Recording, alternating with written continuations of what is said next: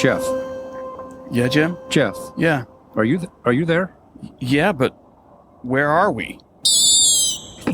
This was your idea. Well, You're the one who said, let's do a show on Halloween night from our bee yard. Yeah, but at midnight. Now you're wanting to back out. This is the first time you've listened to an idea of mine. Why did you choose this one? I won't listen to another one. Well, this is scary, Jim. I know it. I told you in the setup that one of the spookiest places in beekeeping for me has been in my bee yard after midnight. The bees are asleep, but everything else is awake here. Listen. What? I don't know. There's raccoons out here and there's coyotes, but the coyotes wouldn't come close, would they? I don't know. I hope it was just a coyote. Yeah, there's wolves here, aren't there? Not in Ohio. Oh, well then. Are there wolves where you are? This is not. All right. This really isn't very funny. All right. I know. Plus, my screen is dark out here. It's giving off light in the bee yard. Hey, I'm Jim too. And I'm Jeff Ott from Beekeeping Today podcast. And we are trying something that we will probably never try again. A presentation for you in our bee yard after midnight on Halloween night. What an event. You are listening to Honey Bee Obscura, brought to you by Growing Planet Media, the folks behind Beekeeping Today podcast. Each week on Honey Bee Obscura, hosts Kim Flottam and Jim too explore the complexities, the beauty, the fun, and the challenges of managing honeybees in today's world. Get ready for an engaging discussion to delight and inform all beekeepers. If you're a long-timer or just starting out, sit back and enjoy the next several minutes as Kim and Jim explore all things honeybees. Jeff? Yeah, Jim. Tell me, while we're sitting here, several thousand miles apart, but under similar situations, anything ever happened to you that you would call spooky or surreal in your bee yard? Or in your bee life? No, I have to say not.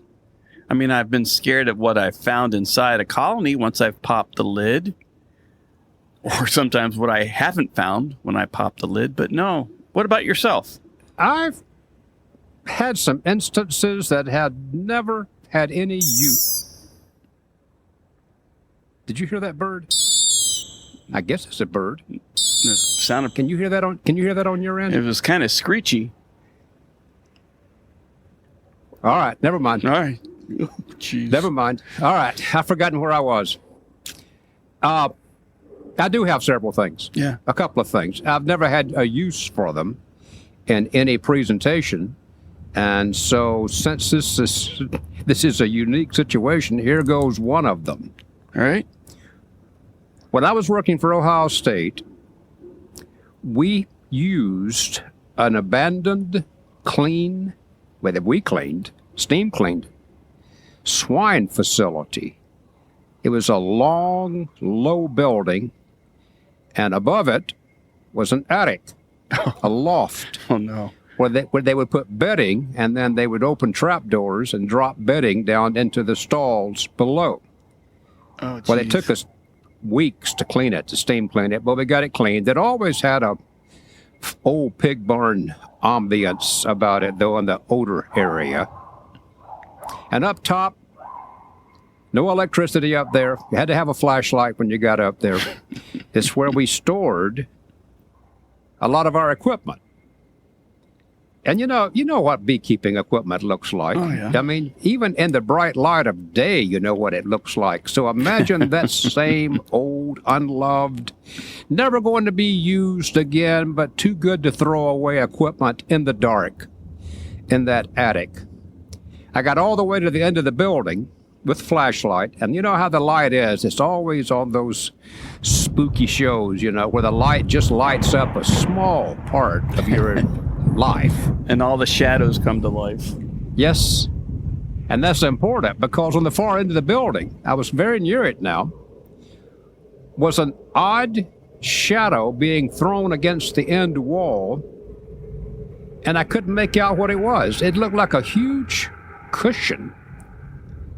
And I kept moving closer, and I just can't make it out, Jeff. I don't know what this is. And the floor is squeaking underneath, and the air smells like it used to be a pig barn, and there's heavy dust everywhere. And suddenly, as I got right up 4 feet from this cushion thing, I realized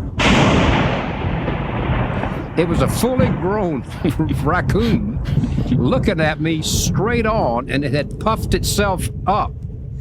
You know how animals can do that to make itself as big as possible. And the animal had nowhere to go. He was backed into a corner, and I was shining a light in its face about 5 feet from it. I don't want to tell you what I said. And I don't want to tell you how long it took me to turn around and to give the raccoon the whole loft of that barn and get out of there. Why was I even up there? Because you always need a bottom board or something. The raccoon won that one that night.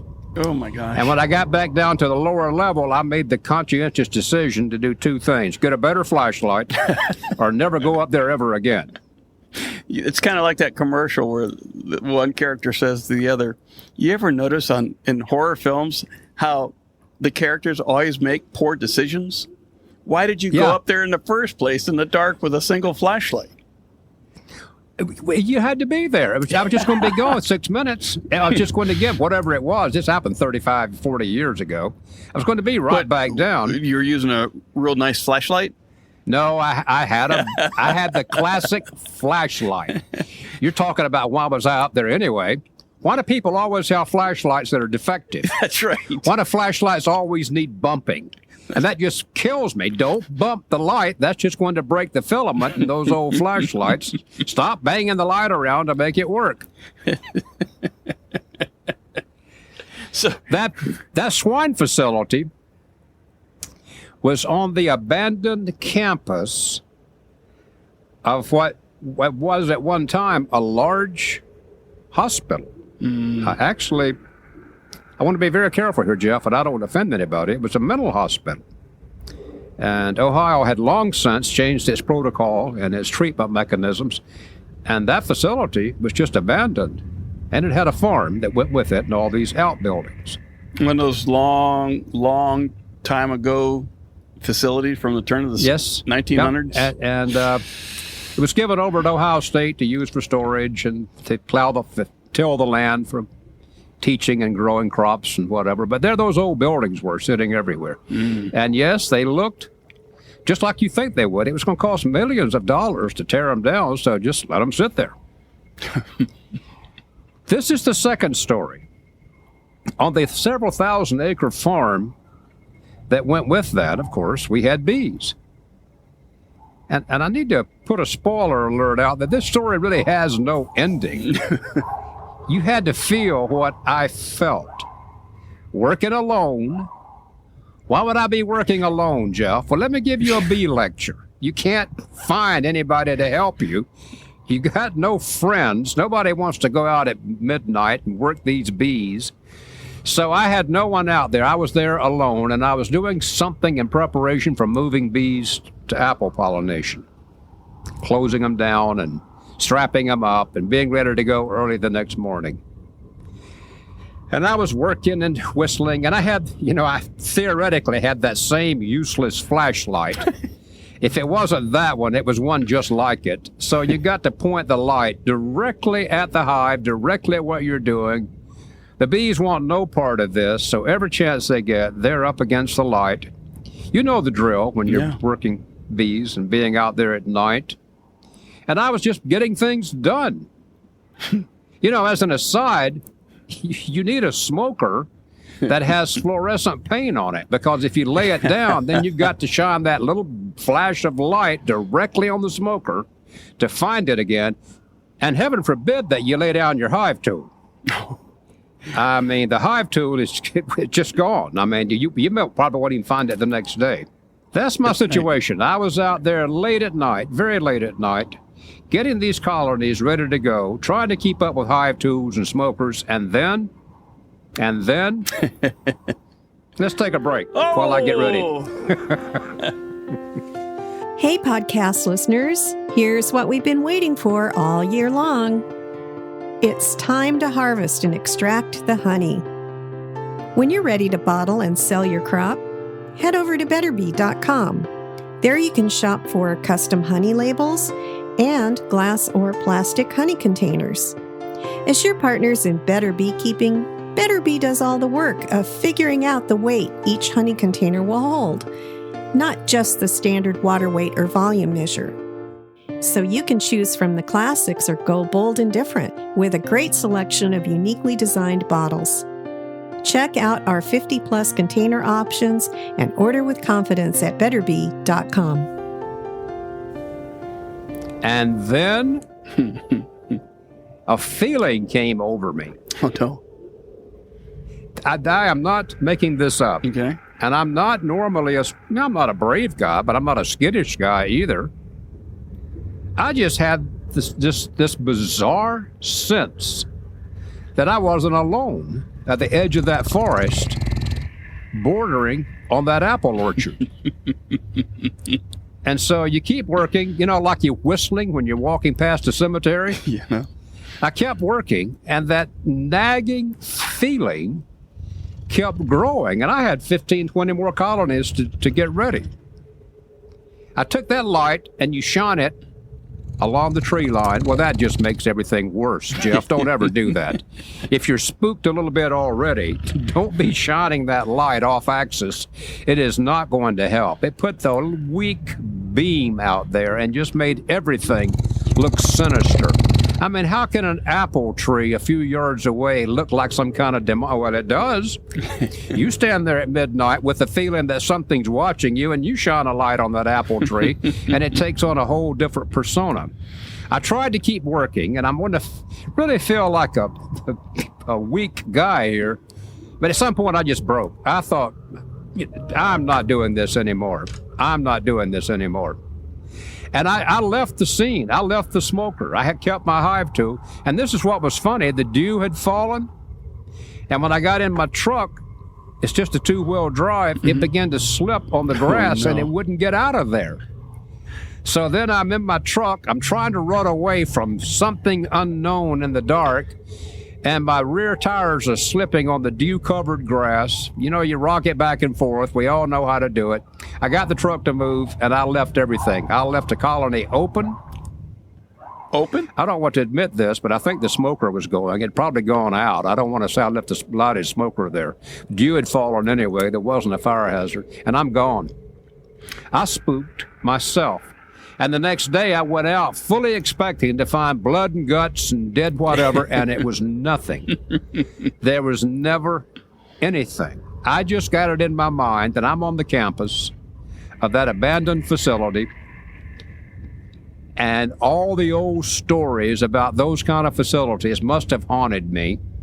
Yeah. And I was overcome with silliness, and I left it. Well, let me ask you, though, how do you know the rear tires of your truck was just slipping on the dew? How do you know that the back of your truck wasn't being held by whatever? Oh, now that's a path I had never taken. I saw myself being silly, but I saw myself in control. You're saying that I wasn't even in control at all. Well, to the people who have not turned us off already, you had to be there. I mean, you've just got to be in a bee yard at midnight by yourself on the distant campus of an abandoned facility. You've got to be there with a little dim flashlight, trying to convince yourself that everything is all right. You had to be there. I would have been looking for footprints behind the truck that weren't mine. You know what the one feature of all of my memories are about these, oh my stars, you don't want to be there? It was in a bee yard after dark. I'm just realizing when I was telling you these that was the situation, that it was in a bee yard after dark. Yeah. Even now, when I walk out to my yard right here behind my house, you go back there at night, and the bees are all clustered out front, and they're humming, and the light hits them, and the light hits them. Just a package, just a pile of junk equipment takes on a totally different look than it does like a pile of junk equipment during the day. When I was in the South Alabama, North Florida, we used to move bees to watermelons for watermelon pollination. Mm-hmm. And I want to tell you straight up that when we did that job, we wore gloves and protective clothing primarily for the potential rattlesnake bite. That never happened. I did see rattlesnakes in my yard one time, but I never had a snake come for me or one bee under the colony when I picked it up, but I had to always assume that it could happen. Sure. So rattlesnakes were the reason I wore gloves.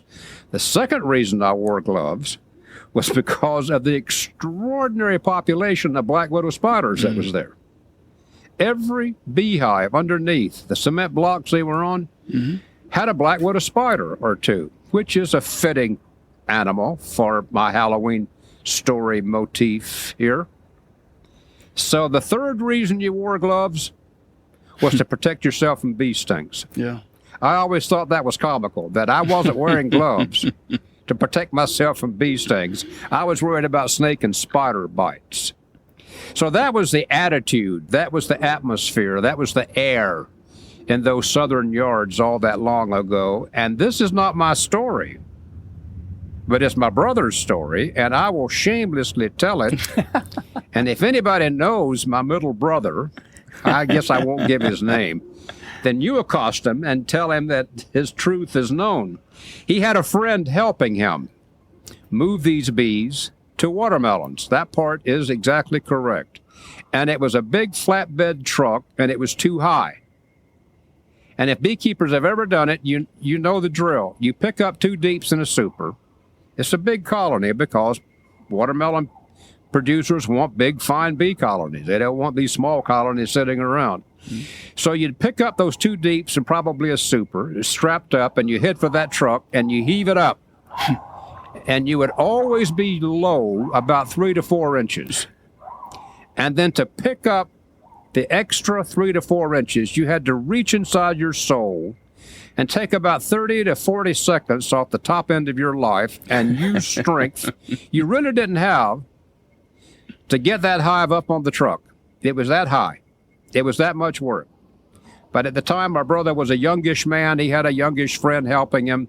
It was dark. They had the concerns that I've already described to you. It's dark out here. It's a hot night. We know animals are out here. We know it. We know it. As they were under a dead strain lift right there, when they are at their absolute peak, maxed out, my brother's phone attached to his belt, set to vibrate, went off. And under a dead sweat lift with that phone vibrating on his belt, my brother thought they had just picked up a rattlesnake, and in the dark, it had dropped off and was stuck on his belt. Could this get any worse? Oh, yeah, it gets worse because the snake kept striking him, because about every 10 seconds it would strike again, as the foam was going through its cycle of vibrating. Yeah. Jeff, what's the worst thing? What is the worst thing you can say right at that moment in the dark with what you think is a rattlesnake stuck on your belt? What is the worst thing you can say? Nothing I can repeat right now. He said, snake! Well, do you know the reaction that has on your work partner?